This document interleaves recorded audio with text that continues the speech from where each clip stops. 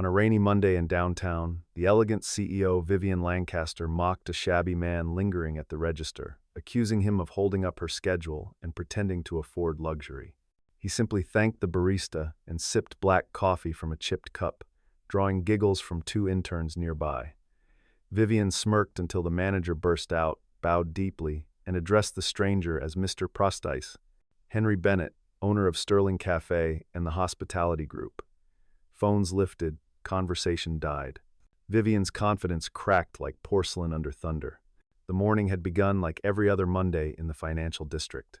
Rain pounded the tall windows of Sterling Café, turning the glass into flowing rivers of silver that caught and scattered the warm brass lighting inside.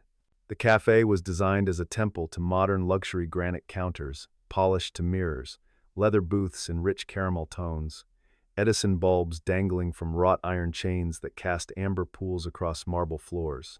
Every surface gleamed with the kind of maintenance that required money. The air smelled of dark roast and vanilla, undercut by hints of cinnamon from pastries warming behind curved glass. This was where deals closed and careers launched, where a single cup cost more than some families spent on groceries, and nobody questioned the price because quality demanded sacrifice. Vivian Lancaster entered at exactly 7:45, punctual as clockwork.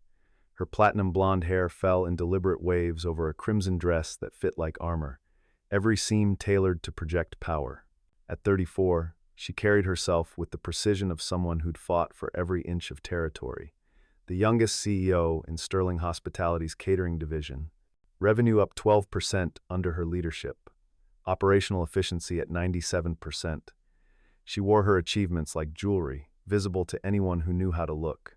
Her heels struck the marble in a staccato rhythm that made people step aside before conscious thought kicked in. She moved through crowds the way wolves move through sheep, certain, predatory, inevitable. Behind the espresso bar, Gwen Porter orchestrated the morning symphony with practiced ease. 28 years old, with gentle features and eyes that actually saw people instead of processing transactions, she'd been working frontline service since college. Her hands knew the choreography: beans into grinder, grounds into portafilter, steam wand into milk, all timed to the second for maximum flavor and minimum weight. The machine hissed and roared under her command. She remembered faces, preferences, the small details that transformed strangers into regulars. The accountant who needed extra foam. The nurse working overnight shifts who always ordered decaf. The graduate student who counted pennies but never failed to leave something in the tip jar. Clinton Ward managed the register with flustered dedication. 42 years old, thinning hair combed carefully to hide the bare spots, he represented every middle manager trying to hold systems together with insufficient resources. This morning, the tablet refused to cooperate. The point-of-sale software had frozen during an online order, leaving him trapped between technology and impatient customers. He tapped the screen with increasing desperation, muttering apologies that nobody really heard. The line behind him grew longer. 8 people became 12, became 15, a human chain of caffeinated needs stretching toward the door. Vivian checked her Cartier watch, $3,000 of diamonds and platinum purchased with her first executive bonus, and felt annoyance crystallize into anger. 9 o'clock board meeting. Presentation slides waiting review. Talking points requiring memorization. Time was currency, and someone was stealing hers. She scanned the line ahead with predatory assessment, calculating minutes wasted, opportunities lost, all because some incompetent manager couldn't operate basic technology. At the counter stood a man in his mid-30s dressed like he'd given up trying. Faded gray shirt with a logo worn to ghost outlines. Jeans that had been blue once but now hung somewhere between ash and smoke, knees thin, hem frayed. Scuffed sneakers bearing salt stains from last winter. No briefcase, no portfolio, no smartphone visible. Just a man who worked with his hands, whose paycheck came weekly if he was lucky, who probably counted rent against groceries every month. When his turn arrived, he pulled coins from his pocket with slow deliberation: quarters, dimes, nickels, the small denominations of constrained budgets, and stacked them on the granite counter with careful dignity. $3.75 exactly. The sound of metal on stone echoed louder than it should have in the carpeted space. Gwen offered him her real smile, the kind that engaged muscles around the eyes and meant something. "Good morning, sir." Her voice carried warmth that wasn't policy, just character. The man nodded with quiet courtesy. Black coffee, please. Small is fine. His voice was unremarkable, neither deep nor high, carrying no particular accent or education markers. He could have been anyone: mechanic, driver, janitor, cook, one of 10,000 invisible men who kept cities functioning while executives took credit. Three people back, Finn Lawson and Oliver Price, exchanged glances, loaded with superior amusement. Both 24, both wearing ties worth more than the stranger's weekly wages, both recently graduated from schools where networking mattered more than learning. They were marketing interns at Sterling, convinced their futures were guaranteed by pedigree and connections, certain that poverty indicated moral failure rather than circumstance. Finn elbowed Oliver. Oliver smirked. The entertainment value of watching poor people struggle with basic purchases never got old for those who'd never counted coins themselves. Vivian's patience evaporated. She stepped forward, heels clicking sharp as gunshots, voice cutting through ambient conversation like surgical steel. "Excuse me." The stranger turned slightly, his posture neither defensive nor challenging. Vivian didn't pause for response. Some of us have actual appointments to keep. If you're having trouble affording coffee, there's a diner across the street that better matches your economic situation. They probably won't keep a line waiting either. The cafe went silent with the sudden completeness of sound after an explosion. Conversation stopped mid-word. The espresso machine seemed to choke on its own steam. Even the rain against windows fell quieter, as if weather itself recoiled from the cruelty. Gwen's hand froze, reaching for a cup, fingers suspended in shocked stillness. Clinton looked up from his malfunctioning tablet, face draining white, mouth opening in wordless horror. Customers in line found sudden fascination with floor tiles, ceiling fixtures, anything except witnessing this collision of contempt and dignity. The stranger regarded Vivian for 3 long seconds. His expression showed neither anger nor hurt, just observation. The kind of look that recorded everything and revealed nothing. Then he turned back to Gwen, accepted the small paper cup she'd filled with black coffee, and said quietly, "Thank you very much. I appreciate your service." He moved to the condiment bar with unhurried grace, added nothing to his drink, no sugar, no cream, just bitter truth straight, and accepted the chipped ceramic cup Gwen had quietly substituted. Her small rebellion, her private gesture of respect for customers who carried themselves well regardless of circumstances. Finn and Oliver laughed with the casual cruelty of those who'd never faced consequences. Not loud, just loud enough. A shared moment of entertainment at poverty's expense. Vivian felt validation wash over her. She'd stated objective truth. Efficiency mattered, time mattered. Business establishments existed to serve customers with resources and schedules, not accommodate those who slowed commerce with counted change. She stepped forward to place her order double espresso, no additives, no small talk, and reached for her black metal credit card with its infinite limit and concierge services. Then Clinton moved like a man whose mortgage depended on the next 60 seconds. He came around the counter with speed that defied his age and weight, face flushed crimson, eyes wide with something beyond panic, past fear, approaching existential terror. He crossed the cafe in 4 running strides, shoes squeaking on marble, breath short, and stopped before the stranger. Without hesitation, without calculation, he bowed from the waist. Not a polite nod, not a respectful dip. A full formal bow that bent him nearly double, the kind reserved for royalty, for dignitaries, for moments when careers hung on threads already burning. "Mr. Henry Bennett." Clinton's voice shook audibly, each word weighted with desperate sincerity. "I am profoundly sorry for this morning's delay. The system failed again. I should have recognized you the moment you entered. Please accept my deepest apology for any inconvenience we caused. It will not happen again, sir. You have my word." The name detonated in the silence like a grenade. Henry Bennett, founder, chairman, owner of Sterling Hospitality Group and every property under its corporate umbrella, 36 cafes, 18 restaurants, 7 boutique hotels, 4 catering divisions, including the division Vivian ran, including the salary she drew, including the career she'd built, including the watch on her wrist and the apartment with city views and the executive parking space she'd fought 3 rivals to claim. Heads swiveled in unison. Phones emerged from pockets and purses like flowers blooming toward sudden light. Camera shutters clicked with insect rapidity. Someone gasped, someone else whispered. Finn and Oliver looked at each other with dawning comprehension that their amusement had just become a career-ending mistake. Vivian's hand, still reaching for her credit card, froze. Her fingers touched metal edge, her breath caught. Her mind raced through the employee directory she'd memorized during orientation, the organizational chart displayed on the headquarters wall, the executive biography she'd skimmed but never really read because founders seemed irrelevant to daily operations. Henry Bennett, the man she'd just told to find a cheaper diner, the man who owned everything she touched, the man whose signature appeared on her employment contract, whose vision shaped company policy, whose capital funded her division's growth. She'd humiliated her ultimate boss while he conducted an undercover evaluation of frontline service quality. Henry regarded Clinton with mild concern unmarked by anger or wounded pride. It's completely fine, Clinton. Really. Systems fail. Technology disappoints. These things happen. His voice carried no authority, no edge, no threat. Just conversational normalcy. I'm here specifically to see how operations run when leadership isn't watching. That's when you learn truth about a place, not during inspections or scheduled visits, but on random Mondays when staff thinks they're anonymous. He glanced around the cafe with the mild curiosity of a tourist, gaze sweeping past Vivian without acknowledgement, offering no escape from consequence. Please, everyone carry on as normal. Pretend I'm not here. I'm just another customer. Vivian stood frozen to marble that suddenly felt like quicksand. Her face, normally composed into the executive mask she'd perfected through years of board meetings and client presentations, went slack. Blood drained from cheeks, pulse hammered in ears with timpani intensity.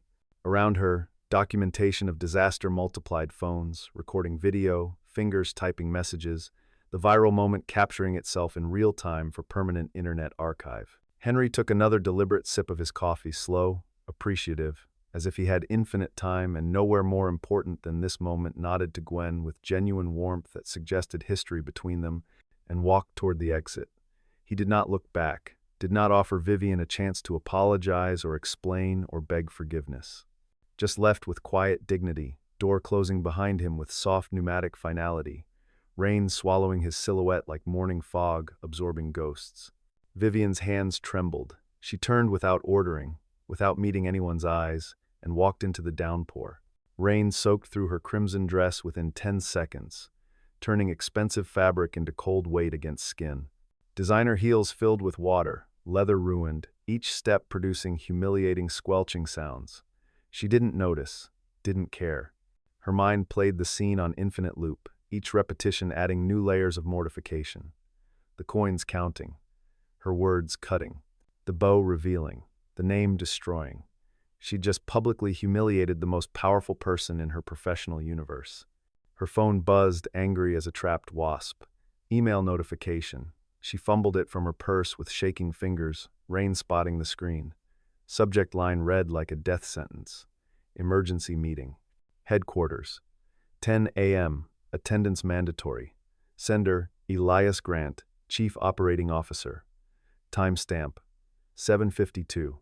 She had 68 minutes to prepare for professional execution.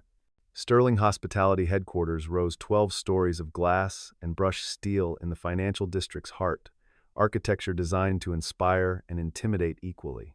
Vivian arrived at 9:55 wearing emergency clothes from her office closet, hair still damp despite frantic towel work, confidence shattered into pieces small enough to slip through fingers. The executive floor felt 20 degrees colder than normal. Or perhaps fear simply made everything feel like winter. The conference room was all windows, floor-to-ceiling glass panels, showcasing the city's gray sprawl, rain turning skyscrapers into watercolor smudges where steel bled into cloud. Inside, air conditioning hummed mechanical indifference. The long mahogany table reflected overhead lighting with mirror precision. Elias Grant occupied the power seat, 45 years old, with silver threading his temples, possessing the calculating intelligence of someone who'd survived corporate warfare through being smarter and more ruthless than opponents. Beside him sat Astrid Hale, 33, PR director with sharp features and sharper political instincts, tablet already open, expression professionally neutral.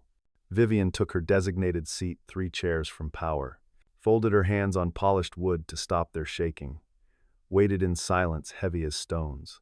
Elias spoke with clinical precision. Our net promoter score has declined 6 consecutive quarters, customer churn up 18% year over year. When we survey lost customers asking why they left, the number one complaint isn't product quality, isn't pricing, isn't location convenience. He tapped manicured fingers on a thick printed report. It's attitude. They report feeling dismissed, invisible, rushed through transactions like cattle through chutes. We're technically excellent and emotionally bankrupt. Our coffee tests perfectly. Our service feels like contempt. Astrid added without looking up from her tablet. 3 competitors launched hospitality with heart campaigns last quarter. Crescent Coffee, Harbor House, The Daily Grind. They're capturing market share specifically because we've forgotten hospitality means people, not procedures. Speed without kindness is just efficiency in service of emptiness. The door opened. Henry Bennett entered, and somehow the room contracted. He wore the same gray shirt, now dry, clean dark jeans. The minimalist gold watch that cost more than luxury cars but looked like department store merchandise to untrained eyes. Thin, elegant, wealth that whispered instead of shouted. He took the seat directly across from Vivian and made deliberate eye contact for the first time since the Café disaster. Miss Lancaster. His voice remained level, carrying neither anger nor comfort. Your job performance has been exemplary. Division revenue up 12% year over year. Client retention at 83%, 6 points above company average. Operational efficiency metrics best in class. You deliver projects on time, under budget, exceeding quality expectations. He paused, letting accomplishments hang in air before the fall. You're also the primary reason we're losing the culture war. Your team has learned from you that efficiency trumps empathy, that speed matters more than kindness, that people with money deserve service, while people without money deserve contempt. Vivian wanted to speak, to defend, to explain about bad mornings and stress schedules and words spoken without thought. Her throat closed. Tongue adhered to mouth roof. No sound emerged. Henry continued with the same even tone. I'm not terminating your employment. That would be simple, satisfying even. But it wouldn't address the systemic problem. Instead, I'm assigning you harder work. He leaned forward slightly. You'll lead our empathy reform project. 6 weeks starting tomorrow. Your responsibility is designing comprehensive training that teaches every employee how to make customers feel valued regardless of their appearance, payment method, language, or invisible struggles. You'll begin by working full barista shifts at 3 different locations. You'll shadow Gwen Porter, our finest frontline employee. You'll learn the difference between service and servitude, between efficiency and empathy, between doing things quickly and doing things right. Elias reinforced the mandate. This is non-negotiable. Refusal means resignation with standard severance and non-disclosure requirements. Success genuine, measurable culture change means promotion to youngest vice president in company history. But understand clearly, success isn't measured by programs created. It's measured by whether customers feel different, whether employees believe it, whether metrics prove transformation. Astrid slid a folder across polished mahogany with practiced smoothness. First shift begins tomorrow, 6 a.m., downtown location. Gwen will train you. We've cleared your calendar for 6 weeks. Your assistant handles existing projects. This is your only job now. Learn, change, teach. Vivian's mind raced through options. Quit with dignity. Fight the assignment. Negotiate terms. Finally, she managed, why not simply fire me? Cleaner, easier, less risk. Henry's expression remained unchanged, but something in his eyes suggested consideration rather than judgment. Because punishment doesn't create leaders. It creates cautious people who avoid mistakes by avoiding risks. Opportunity creates leaders. The opportunity to fail, learn, rebuild from failure's foundation. I believe people can change. I have to believe that, otherwise this entire enterprise is meaningless. He gestured vaguely at room, building, city beyond. The question isn't whether I believe you can learn. The question is whether you believe you can. Dawn arrived cold the next morning. Vivian reached Sterling Café at 5:45, 15 minutes early, because punctuality felt inadequate when proving transformation.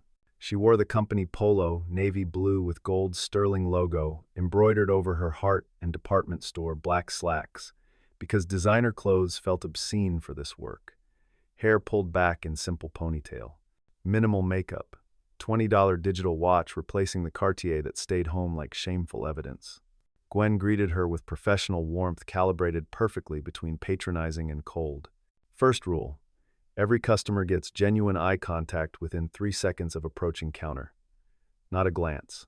Real eye contact that communicates, "I see you as human, not transaction." Second rule: use their name if given. Write it on cups, say it when delivering orders. Names matter more than we admit. People light up when remembered. Third rule: when something fails, fix it immediately without forcing them to request correction. Spill their drink? Remake before they ask. Forget their order? Apologize and expedite. Never make customers beg for service they've already purchased. Vivian nodded understanding, tied the green canvas apron stained with years of coffee and service, stepped behind the counter for the first time in her professional life. The space felt smaller than appearances suggested, tighter, hotter. The espresso machine loomed like industrial sculpture, all buttons and dials and pressure gauges requiring expertise to operate safely. The grinder's roar vibrated through floor tiles. Steam heat made everything humid despite air conditioning working overtime. The morning rush hit like weather, sudden, overwhelming, relentless. Orders arrived in waves, each slightly different, each customer carrying individual rhythms and requirements. A young mother with a screaming toddler needed her latte remade after the child knocked the first cup over reaching for straws. Vivian's instinct flared. Spills weren't the cafe's responsibility. Transaction completed when drink was made correctly. Gwen simply prepared another without comment, added a warm chocolate chip cookie for the child, and said gently, "Kids, this age are so tough. You're doing amazing, Mama." The woman's eyes filled with grateful tears, suggesting she'd been barely holding herself together, and this small kindness was the thing preventing complete collapse. An elderly man shuffled to the register, hands trembling with arthritis or age or both, counting change with fingers that didn't want to close properly. Vivian felt her old programming activate: hurry him along, maintain line flow, time is money, and wasting others' time is disrespect. Then yesterday's shame burned fresh. She smiled at him, not the professional mask, but something real that required vulnerability. "Please take your time, sir. No rush at all. We're here whenever you're ready." He looked up with surprise, suggesting kindness from service workers was unexpected gift, and smiled back with such genuine gratitude her throat tightened. 2 full minutes to count exact change, $3.75 in small denominations. Vivian didn't tap her foot once, didn't check the time, didn't sigh. Behind her, the line waited silently. Nobody complained. During mid-morning lull, a homeless woman entered hesitantly, clothes layered despite spring weather, face weathered by exposure and struggle. She approached the counter as if expecting immediate rejection. "Do you have any day-old pastries? The ones you're throwing out anyway?" Gwen whispered instruction. "Company policy. Hot coffee, not day-old. Fresh and a pastry from the case. Complimentary. Every human deserves warm food and space to rest without judgment." Vivian served her large coffee with cream and sugar on the side, croissant still warm from the oven. The woman said, "God bless you, honey," and Vivian's throat closed so tight no response emerged. She could only nod. By noon, Vivian's feet ached in ways she hadn't known feet could ache. By 3, her back screamed from standing and bending and reaching for hours without rest. By closing time, 16 hours after starting because she stayed through dinner shift, learning the full operational cycle, she understood more about humanity than 6 years of executive leadership had taught. Patience was respect made visible. Speed without kindness was just efficiency serving emptiness. The woman counting coins might be a widow on fixed income, choosing between coffee and medication. The man in shabby clothes might own everything. Everyone carried invisible burdens, and smallest gestures of recognition might be the only kindness they'd receive all day. Gwen handed her a towel while they cleaned final tables. "You did well today, better than most newcomers. You didn't quit. That matters." Vivian examined her hands, red from hot water, rough from cleaning chemicals, smelling of coffee grounds and steamed milk, and every pastry that passed through warmers. How do you do this daily and still smile? How do you not become bitter or numb or just empty? "Because I'm not serving coffee," Gwen said simply, voice carrying wisdom of someone who'd found meaning in work others dismissed. "I'm serving people." Coffee's just the excuse they give me to see them, to acknowledge their existence, to remind them they matter to someone, even if that someone is just a barista they'll never see outside this building. That's not nothing. That's everything. 3 weeks passed in rotation through different locations. Downtown, where corporate customers demanded speed. Midtown, where families came weekends and students camped for hours. Harbor District, where tourists asked endless questions and locals answered with proud patience. Vivian memorized faces, learned names, discovered patterns, misses. Constance Miller arrived every Tuesday at 2 p.m. for decaf latte with extra foam and cinnamon sprinkle because her late husband used to make it that way, and Sterling was the only place that got it right. Daniel Park worked 2 jobs, paralegal days, rideshare nights, his 6 a.m. espresso, the one luxury dividing survival from living. The teenage girl studying corner booth for hours was homeless, her backpack containing everything she owned, the cafe, her refuge between school and shelters, opening at 8 p.m. She learned systems that actually worked instead of just looking impressive in presentations. Gwen taught phone protocol, first name, observe body language, acknowledge the person, make it right simple enough to remember, powerful enough to transform interactions. Vivian sought evenings in her apartment designing training modules. Not corporate buzzwords, real procedures, real metrics. She created ENPS dashboard, Empathy Net Promoter Score, measuring whether customers felt seen, valued, respected, not just whether they'd recommend the cafe. Built with input from Gwen, Clinton, frontline workers never previously consulted but possessing years of customer reaction expertise. The dashboard tracked metrics traditional business intelligence ignored: name usage frequency, complaint resolution speed, above and beyond gestures per shift. Kindness, it turned out, was measurable if you bothered measuring it. Then the video leaked and everything deteriorated before improving. Hillary Cross ran Crescent Coffee, Sterling's primary competitor with 18 locations, constantly envious of Sterling's 36. When someone's phone footage of Vivian's cafe meltdown surfaced, professionally edited for maximum damage, set to dramatic music, shared to industry publications and hospitality forums, Hillary didn't just repost it, she weaponized it. Tagged Sterling's corporate accounts, ensured every blog and trade journal saw it. The clip went viral within 48 hours. Comment sections turned savage. Sterling's stock dropped 3%. Corporate clients called questioning value alignment. Adelaide Brooks represented Vanguard Capital Fund, owning 30% equity and holding 2 board seats. 50 years old, steel-haired and steel-willed, she'd built fortune knowing when to cut losses versus double down. This is brand crisis, she stated with January coldness. Every day she remains employed costs credibility. Terminate her or we reconsider our position. We invested $300 million. We won't watch it burn because you wanted to be compassionate. Elias looked uncomfortable. Astrid looked grim. Henry looked at Adelaide with expression of someone who'd made unshakable decision. No. Adelaide blinked. Excuse me? We're implementing redeemership policy, Henry said levelly. Any leader making public mistakes who takes genuine, measurable corrective steps receives protection, not punishment. We support rehabilitation because that's what mature organizations do. Fire everyone who fails publicly, and we teach people to hide mistakes instead of fixing them. We teach that perfection is standard and humanity is liability. I refuse running a company where fear drives decisions.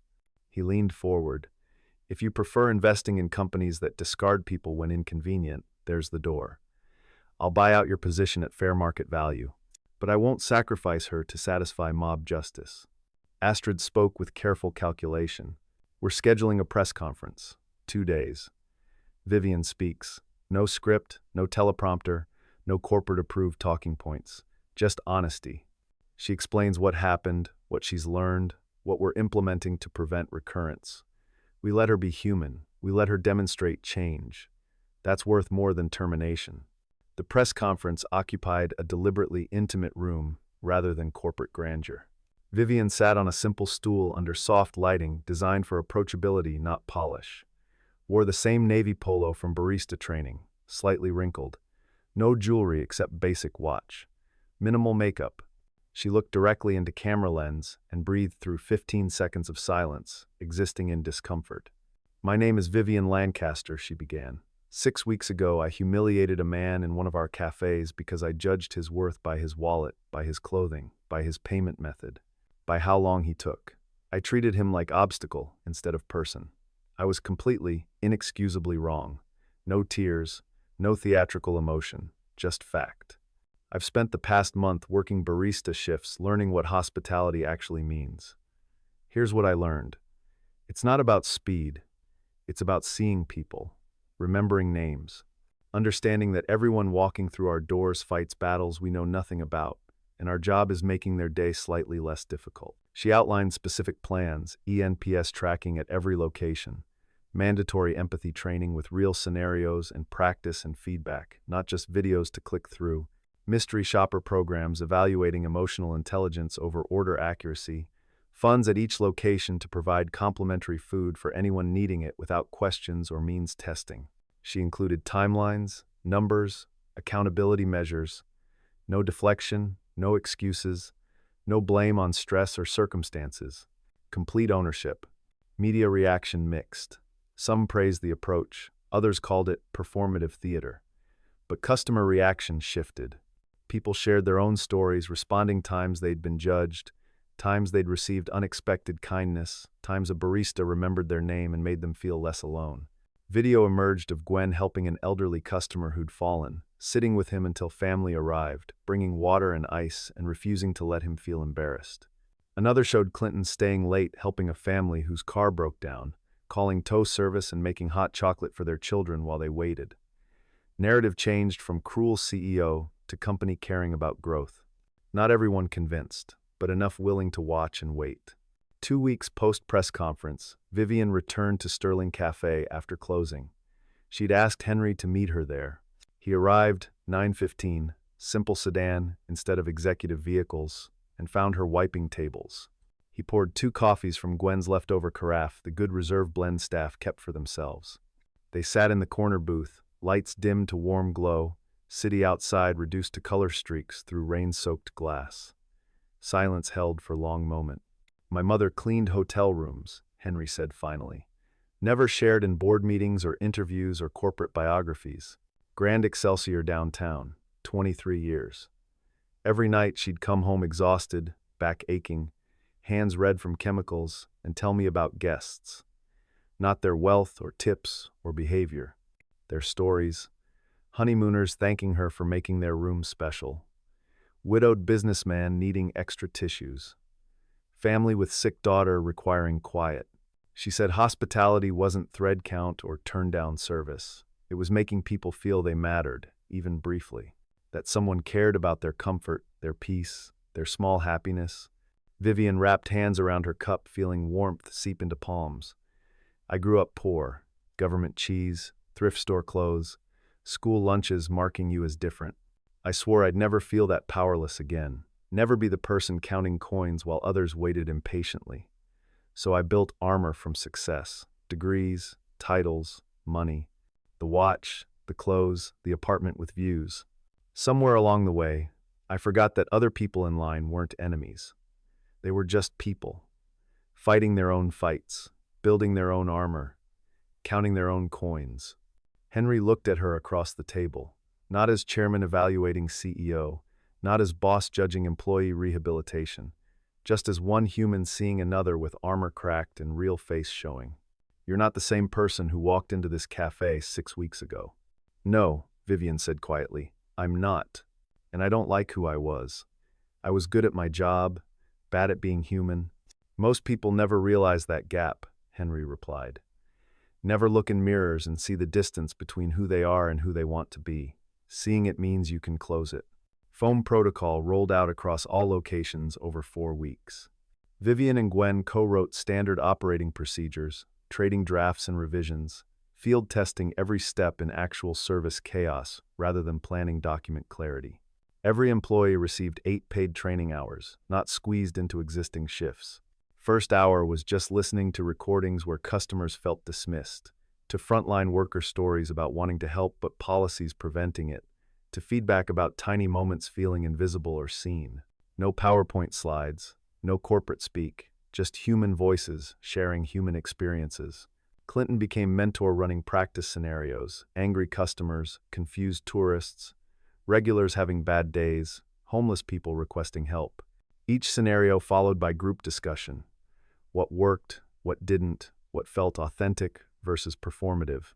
Finn and Oliver volunteered, leading workshops for new interns, writing brutally honest case study humility at scale that became required management training, reading about their own failure and learning empathy through being humiliated when their names appeared in news articles. Metrics improved steadily, the way real change always happens when you mean it. Net Promoter Score climbed 8 points over 6 weeks. Customer complaints dropped 27%. Mystery shopper scores improved across every dimension. But real proof came in unsolicited feedback, handwritten notes left at registers, 5-star reviews mentioning feeling seen and valued and remembered. Constance Miller's review stated simply, "They remember my name, my order, that my husband died 3 years ago, and I still order his favorite coffee because it makes me feel close to him. They make me feel like I'm not just another transaction. That's worth everything." But Adelaide remained unconvinced. The board meeting loomed. The boardroom was cold with air conditioning and judgment weight. Numbers on screen were warm with improvement. Vivian stood at table head, no longer nervous, just certain. She clicked to first slide. Before and after data, 3 pilot locations. ENPS increased 22%. Traditional NPS increased 8%. Customer churn decreased 15%. Revenue per customer increased 11% because people returned more frequently and stayed longer. Employee satisfaction scores increased 19% because they felt empowered to actually help people instead of just following scripts. Adelaide interrupted sharply. "Sentiment analysis shows you're still a liability. Your name generates 73% negative mentions. We're here protecting shareholder value, not funding redemption arcs. Prudent decision is severing ties and moving forward." Vivian didn't flinch. "Then let me show you something else." She played video compilation 30 seconds each from Gwen, Clinton, Constance Miller. Real people, unscripted, unpolished, explaining how small recognition gestures changed their sterling relationship. Constance crying slightly, describing feeling less alone. Clinton discussing returned pride in his work. Gwen explaining she'd been considering quitting but now felt her job mattered. "These are customers and employees," Vivian said. "They're the business, not stock prices, not quarterly earnings. Them." Elias leaned forward with voice carrying decision-defining weight. "I propose expanding Humanity Initiative across all divisions immediately. We tie manager bonuses to ENPS alongside traditional financial metrics, 50-50 split. We make empathy operational, not optional. Build it into every evaluation, every promotion decision, every strategic plan. Except that some quarters might be harder as we invest in training and culture. But long-term gain is worth short-term cost." Adelaide shook her head, jaw tight. "That's soft, not scalable. Empathy doesn't appear on balance sheets." Henry spoke quietly, but absolutely. "Empathy creates money. Valued customers return more often, spend more per visit, forgive mistakes, recommend us to others. Humiliation burns money, drives customers away, creates viral disasters, turns employees into clock watchers who don't care. We have data now, 6 weeks of proof. And we have a leader who learned the lesson hard and decided to teach it instead of hide from it." He looked at Adelaide with neutral expression, but words weighted with finality. "If you prefer companies prioritizing quarterly optics over long-term culture, I'll buy out your position at 20% premium. You'll profit. But you won't make history." Silence filled the room. Adelaide examined numbers again. Video testimonials, Vivian standing calm and certain with supporting data. Finally, slowly, she nodded. "Fine. 6 months. If metrics slide, we revisit with immediate course correction. But if they improve, I support expansion. Not enthusiasm, but permission."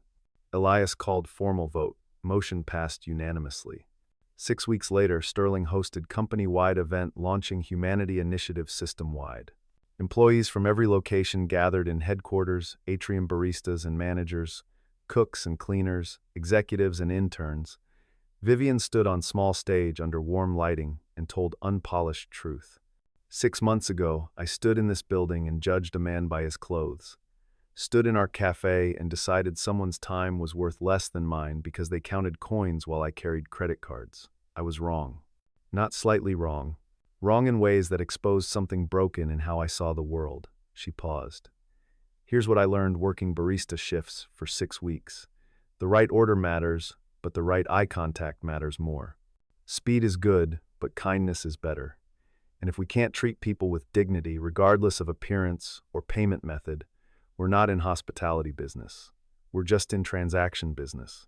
I refuse spending my life in transactions. Henry closed the event from the back of the room rather than the stage, voice quiet but carrying. Empathy isn't a value statement we put on walls. It's operational strategy appearing in every interaction. Starting today, it's how we win. Genuine applause filled the space. Not polite corporate noise. Real appreciation from people who felt seen. That evening, Vivian and Henry returned to Sterling Café. Rain tapped windows like nature's percussion. The place was empty, except for them. Gwen had left fresh carafe and 2 cups with a note. You've both earned this. Thank you for meaning it. They sat in the same booth where they'd shared stories weeks ago. City glowed beyond glass, lights reflecting off wet pavement in colors blurring into abstract art. Rain continued, softer now, just steady. The door chimed. A homeless man stepped inside hesitantly, clothes soaked, eyes carrying wariness of someone told to leave too many places. Vivian stood immediately, instinct now rather than calculation. Walked to counter, poured large coffee with room for cream, grabbed warm croissant and chocolate chip cookie, brought them to him on small plate. Complimentary, she said. You're welcome here. Stay as long as needed. The man's eyes widened with relief-like surprise. Thank you, ma'am. God bless you. God bless you too, Vivian replied, meaning it. She returned to the booth. Henry looked at her with something that might have been pride, might have been affection, might have been both. No more tests. You've passed. You're not the same person. And I think you're better now. Their hands rested on the table, inches apart. Vivian reached out slowly. Henry met her halfway. Their fingers touched, just barely, palm against palm, and they both smiled. Not practiced executive smiles, not careful professional expressions. Just 2 people who'd learned character mattered more than appearance. Failure could become growth, and sometimes hardest lessons were most valuable. Outside, rain washed streets clean. 3 months later, system-wide data told stories spreadsheets couldn't fully capture but tried. Net Promoter Score across all Sterling locations increased 12 points. Customer churn decreased 19%. Repeat orders climbed 23%. Average customer lifetime value increased 17%. Employee turnover dropped 28%. Numbers didn't lie. Kindness was profitable. Empathy was operational. Humanity scaled. Vivian proposed second cup fund at board meeting, every transaction contributing 3 cents to provide free coffee and food to anyone needing it. No questions, no means testing, no poverty proof, just humanity. Adelaide surprisingly seconded the motion, passed unanimously.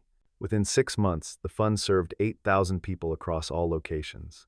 Some homeless, some broke, some just having bad days needing kindness. All of them seen. Finn and Oliver's case study was adopted by a Boston business school as teaching module about leadership, failure, and recovery. They were invited to speak, which terrified them, but they did it anyway because redemption required uncomfortable honesty. Clinton was promoted to area manager, overseeing 6 locations, implementing foam training at each.